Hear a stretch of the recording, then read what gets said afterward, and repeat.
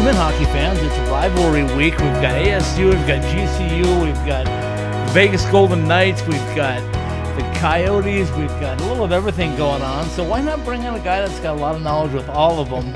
ASU grad, now working for the Las Vegas Sun and covering the beat for the Vegas Golden Knights, who are here at Gila River Arena. Justin Emerson is with me. And Justin, nice to see you again. Always good to chat with you, Scott. All right, so here we sit, right? It's Gila River Arena. It's Game 4 for the Golden Knights, Game 3 for the Coyotes. Mm-hmm. What do you expect tonight? I expect. I think I'm gonna project a low-scoring game tonight. I think Yeah? we're gonna see. Obviously, we've seen the Coyotes have kind of had their struggles to get the puck into the net, but I mean their defense has been terrific. They've only allowed 3 goals. I think that the Golden Knights haven't faced a defense quite like the Coyotes yet this season, and I think we're gonna see a defensive battle tonight. Okay, so you've had a chance to see the Golden Knights for a little while now. Mm-hmm. They have firepower, right? Yep. The top 6 for sure. They got good goaltending. I understand we're going to see Mr. Subban tonight. Yep. But what are they going to bring to the ice tonight that the Coyotes are going to have to reckon with? One thing to keep an eye on, and it's one thing that I didn't realize until he got to the team, when the Golden Knights acquired Mark Stone at last year's trade deadline, everything changed. He's a terrific player. He does everything. Watch him in the defensive zone. Just kind of keep an eye on him, and even when he doesn't have the puck, he will anticipate passes. He'll get a stick into the lane. His stick work's tremendous. He doesn't make a lot of mistakes. So keep an eye on Mark Stone in all 3 zones. He'll be able to score. I mean, there's a reason that the guy finished second in the Selke voting last year, and between you and me, I think he should have won it. I hear you. Now, tell me a little bit about Nate Schmidt not being able to play again. Where's he at in his recovery? Do you know anything yet, or is it still mum's the word up there? You know how it is with hockey injuries. They don't like to reveal anything. Lower body, right? He's week to week with a lower body injury. It looked like he took a knee-to-knee in the opening night with, I believe it was Logan Couture of the Sharks. So I think he's going to be out for a while. And what it does is it kind of forces everybody up a little spot in the on the depth chart. They're moving Shea Theodore and Braden McNabb becomes your top line, your top pair, your shutdown pair. John Merrill and Nick Holden going to be thrust into big roles on that second pair, and then Nick Hague, rookie, is getting a lot of big minutes on that third pair. So what you're seeing is everybody move up just a little bit and kind of that next man up mentality. Okay, so speaking of next man up, there's a highlight reel ready to happen tonight. It's Cody Glass and Barrett Hayton facing up against each other, 2 young guys. But tell me a little bit about what you thought of Cody Glass. Cody Glass has been, he's started as well as he could. He has a goal and an assist in 3 games already. The Golden Knights really wanted to give him a chance to succeed. They put him right in on that second line. He's between Max Pacioretty and Mark Stone. So if you want to get a young kid kind of acclimated to the league a little bit, maybe put him in with two of the best scoring wingers in the league, maybe. And he's rose to the occasion. His passes have been tremendous, and he's already off to a really good start to his young career. Okay, so we don't get to see Fleury tonight. He's already been up to his antics. I saw him passing sticks away out in San Jose. He's doing his whole thing. But what do we expect out of Subban tonight? It's his first game of the season, so I'm kind of intrigued.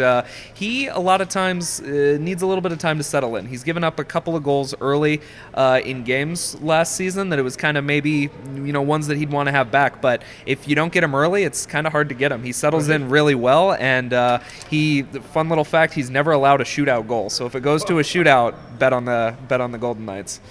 I hear you. Okay, so let's jump off Golden Knights and Coyotes for a minute. Let's talk a little bit ASU hockey. You were the first, right? You were the first media rep for is that we called you? What did we call you back then when they first started that NCAA program? I think my official title was graduate assistant, but I worked as the SID with the team, working around with Arizona State hockey and kind of helping, doing whatever small part I could to help get the team off the ground. They're off the ground. They're off the ground and flying. They got the NCAA tournament last year.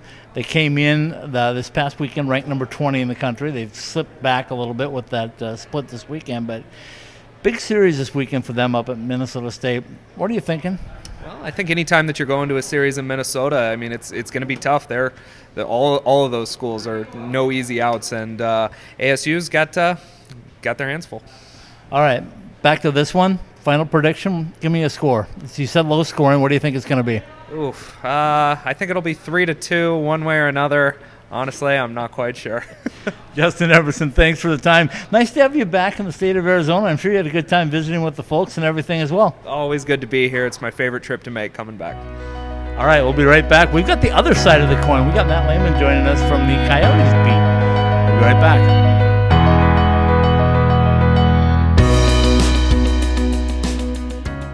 In 1998, Bell Road in North Scottsdale was barely more than desert landscape. Now, 20 years later, what a difference. Our programs have developed junior Coyotes and Arizona Bobcats hockey players, elite figure skaters, as well as skaters that just want to have fun. Our partners prepare you on and off the ice, and we entertain you in the newly restyled 18 Degrees. The Ice Den Scottsdale has been the official practice facility of the Arizona Coyotes and your home for hockey in the Valley. The Ice Den, your home for hockey, skating, and most of all, fun.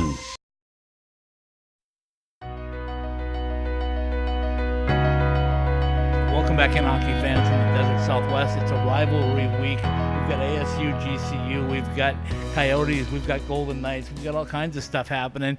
So why not bring in somebody that represents everything that is the Coyotes from the media side of it? We got Matt Layman with us from Arizona Sports 98.7. Matt, welcome in. Thank you for having me. Good to be here. Another ASU rep covering hockey somewhere. You got this beat. We just saw it with your cohort, Justin Emerson, who was up at Vegas. So there's a lot of hockey going on. At ASU a few years ago, did you think hockey was going to be the beat? You know, I think ASU hockey was going to take off the way that it has? Do you think that you were going to be covering hockey? Oh, goodness. Yeah, no, I don't know. That kind of fell into my lap, but it was great. You know, Coach Greg Powers, of course, in charge of the program over there, doing a good job. And it was interesting. He used to talk about his philosophy of kind of just scheduling tough opponents, even though ASU wasn't very good when I covered them. They really struggled. They would play really good teams, home and the road, and usually they would get blown out. And his philosophy was they wanted to stick with that and make sure that they had the experience playing those top teams and knew what that was like, and it's paid off because they're a good team now. All right, let's jump off the Arizona State bandwagon for a minute, and let's talk a little bit about Coyotes hockey. It's a rivalry that everybody's trying to force on everybody. It's a regional rivalry with the Golden Knights and the Coyotes. What do you see from the Coyotes' end of it? Well, I think as far as the rivalry is concerned, I mean, I don't know that there's necessarily been as much sort of authentic on-ice hatred for one another as maybe you might see down the road if these teams meet in the playoffs someday or something like that. As far as how the Coyotes have performed so far, they're obviously a team on the up and up, and they could challenge Vegas here as kind of that upper echelon of teams in the Pacific Conference here for the next few years if the Coyotes plan shapes up the way that they've expected it to. Okay, so everybody's been interested in seeing what happens with Barrett Hayton. I talked with Justin a little bit. I said Cody Glass got his shot this year. Barrett sounds like he's going to get his shot tonight. Yeah. What do you expect from that matchup? Is it a matchup? Is it just two young players, or is it just two players playing their game? Yeah, well, we'll see if they match up with each other, either on, line to line or on special teams or what have you. Speaking of special teams, Barrett Hayton, everybody's been saying this guy's going to get power play time, and Coach Rick Tocchet raves about his hockey IQ, and he really likes what he sees from Barrett Hayton in terms of what he might be able to bring to a power play that hasn't scored yet. The Coyotes only have one goal so far this season as a team, and that's at all strengths. That's not just the power play. So they need to get it going, and they think Barrett Hayton could help with that. Okay, so tonight they get Malcolm Subban. What do the Coyotes think they can do against this Golden Knights roster? Yeah, we'll see. I mean, I know Coyotes fans sometimes feel a little offended because it seemed like the past couple of years they do get teams backups a lot, and I think Coyotes fans maybe take that as a sign of disrespect. I'm not sure if it was meant that way or not, but what I do know is the Coyotes are looking for offense, and they're going to need it tonight. I know some people have made some comments about the Vegas defense coming into this year. Obviously, no Nate Schmidt tonight, and then a backup goaltender. So if you look at those things from Vegas's perspective, and then the Coyotes had a long break here. They haven't played in several days. They got a lot of practice time, and like I mentioned a minute ago, Barrett Hayton now on the power play. So they're hoping that those things can maybe all come and coalesce together to mean offense, but they're looking for it tonight against Vegas. So many things have happened to the Arizona Coyotes organization over the last 6 months, right? Yeah, New ownership, Phil Kessel, all the different things happening. If Phil Kessel breaks out and has a couple goal game, is that what it's going to take to just open the floodgates, do you think? I think sometimes it can work like that. You get that one that you need, you get it there, and you start getting some momentum. And what's interesting is a lot of people talked about Phil Kessel in terms of his ability to score goals. I think maybe he might surprise some Coyotes fans in terms of his ability to be a playmaker and have some assists, right? And elevating those around him. Coach Rick Tocchet had a comment today, I believe it was, when he was talking about how, sometimes these players on the Coyotes, they get a pass from Phil Kessel. They're not even ready for it because he's just given them a new kind of vibe that maybe hadn't been on this team previously. obviously. So his ability to score goals but also facilitate scoring for other players could make a big difference. And yeah, I think if the Coyotes start to gel and they start to score and they start to find that identity that they're looking for right now, yeah, maybe things will start moving in the right direction quickly. Okay, the other thing was they got the contract deal done with Keller, so they got Keller locked up. Yeah. I talked earlier this year, and I said maybe this is a season that Keller gets some help, if that's a word I can use, based on the fact that he's kind of been the guy that everybody's expected to be the savior of the roster. Yeah. But maybe this year with Kessel, he's going to start getting the puck a little more and getting some opportunities. Your thoughts on that? Yeah, we'll see. I mean, I think a big issue for the Coyotes for a long time, not just since Clayton Keller has been here, has been depth and getting those star players and building a big lineup of guys that are household names throughout the league. They haven't really had that, and I think Phil Kessel is definitely one of their biggest acquisitions they've had in a long time. It takes pressure off Clayton Keller. It provides depth throughout the lineup and kind of a sort of ripple effect that lets guys move down and slot maybe more in appropriate positions in the lineup. And it also just gives another guy who can pass the puck to Clayton Keller. And you start building a more sort of traditional, what you would think of as a top line. Right. With right now Keller, Stepan, and Kessel on that top line, and they've been their best line so far this season in a few games for the Coyotes. All right, let's wrap it up with goaltending and a prediction. Who's going to start in net tonight for the Coyotes? I believe it's going to be Darcy Kemper. We're going to see Antti Raanta for the first time this season on Saturday, is what I heard. All right, you heard what Justin said. He figures it's low scoring. Your thoughts?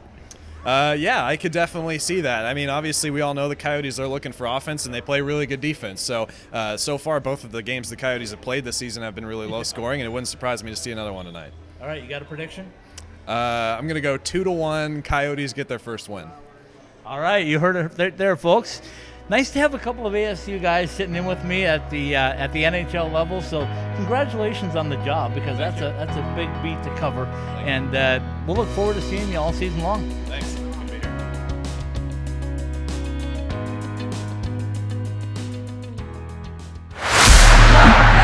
Hey, Michael here from M-Drive. My dad, a world-class scientist, actually made M-Drive for himself to stay active and continue enjoying life. And yes, M-Drive supports healthy testosterone, but it's so much more. M-Drive is the everyday supplement to fuel your drive with more energy and more strength. Listen, we'd love for you to try M-Drive too. Visit mdriveformen.com and we'll give you 20% off your first purchase. Just type in the code DRIVE at checkout. You find your prime with M-Drive.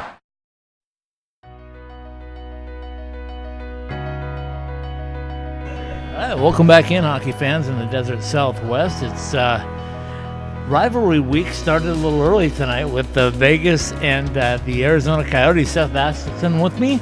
Seth, our beat reporter for the Arizona Coyotes. I'm covering the Vegas Golden Knights. We didn't come to blows tonight, Seth. We actually watched a good hockey game. Yeah, we did. I think if we want access to the press box again, we had to keep things under control, and we did. But, yeah, it was a good game. It was a game that the Coyotes really needed, a team that was struggling to score, and they found it. They found the pot of gold, and I think it's one of those things that I had continued to repeat. I think once they had found the back of the net, saw that puck cross the goal line, it was going to come in bunches, and sure enough, it did. Now, I think the challenging part is sustaining it. Now, scoring 4 goals a night is not going to be one of those things that you have to expect. But you got to make sure you build off this. You got to go to Colorado and you can't get shut out or only score 1 goal. You got to continue to score. So you would like to win the game obviously on Saturday. I'm not saying it's a must win for the Coyotes, but you can't go back out and fall back flat offensively. Okay, so let's look at 3 major points that I saw coming into this one, right? We saw great goaltending. Darcy Kemper was fantastic. On the other end of the ice, Subban played the first period.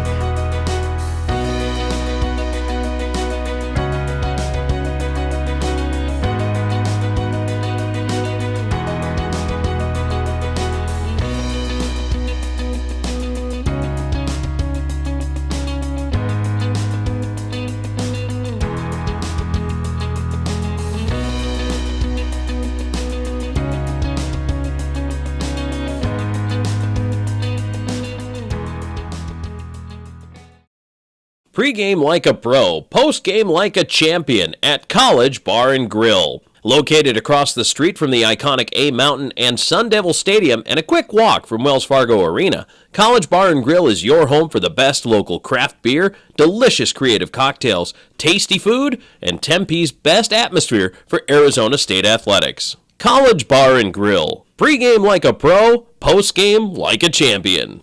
Online at ilovecollege.co.